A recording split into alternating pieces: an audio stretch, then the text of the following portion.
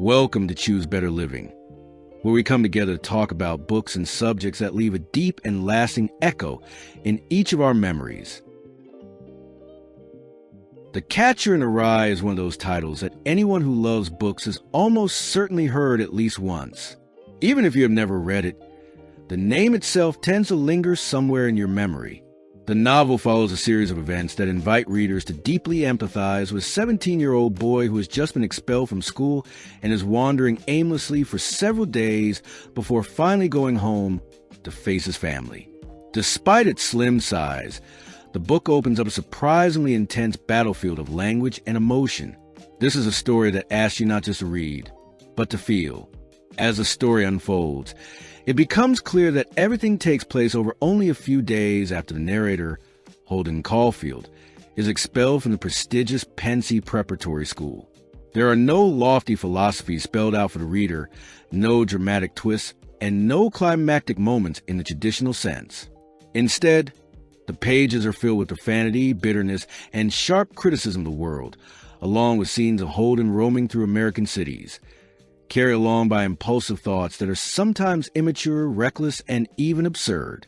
Yet somehow, through these seemingly chaotic experiences of a 17-year-old boy, I saw reflections of myself, of people close to me, and of emotions many of us have felt but rarely admitted.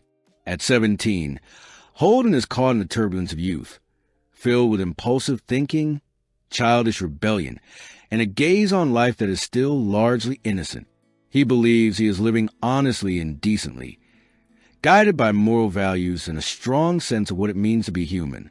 At the same time, he sees life as something fundamentally simple, and he cannot understand why people choose to complicate it with pretension. In his eyes, everyone seems obsessed with making money, climbing social ladders, driving expensive cars, dining in luxurious restaurants, and engaging in conversations that feel hollow and fake. It is precisely this disgust toward what he sees as phoniness that leads him to reject the academic path his teachers expect him to follow, ultimately resulting in his expulsion from Pensy. Even though Holden is filled with negativity, harsh judgments, and open contempt for much of the world, the author succeeds in portraying him in a way that never makes the reader truly hate him. Instead of rejection, what emerges is empathy. We recognize him because at some point in our lives, we were him. We too questioned the world, rejected its rules, and felt alienated by the values imposed upon us. As the layers of Holden's character gradually reveal themselves, it becomes evident that beneath the rebellious, destructive exterior and the deeply pessimistic worldview lies a profoundly kind heart and a strong sense of compassion. His tenderness is closely tied to two figures in his life. One is Allie, his younger brother, who passed away when Holden was 13, a loss that quietly shapes much of his emotional world. The other is Phoebe Caulfield, his beloved younger sister, the one person he can talk to endlessly and honestly, without fear of being judged or misunderstood. Through Holden's voice, the author draws us into the inner world of a troubled adolescent with striking authenticity. The result is a literary work that feels raw, intimate, and deeply human. We are not observing Holden from a distance. We are placed directly inside his thoughts, hearing his doubts, his anger, his tenderness, and his confusion as if they were our own. Because this is a work of literature rather than a self-help book, it does not offer neatly packaged lessons or motivational quotes.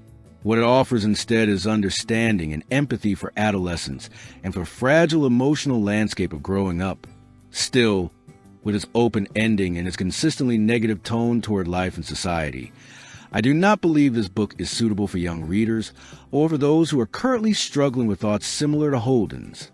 It speaks more clearly to readers who already love literature or to those who have moved beyond the age of chasing and being chased. It is a book best read to gain insight, to empathize, and to better understand younger siblings, children, or relatives who may be living to their own version of Holden's confusion. What ultimately stayed with me after finishing the book was a sense of love, understanding, and empathy. These, to me, are the foundations upon which true education must stand.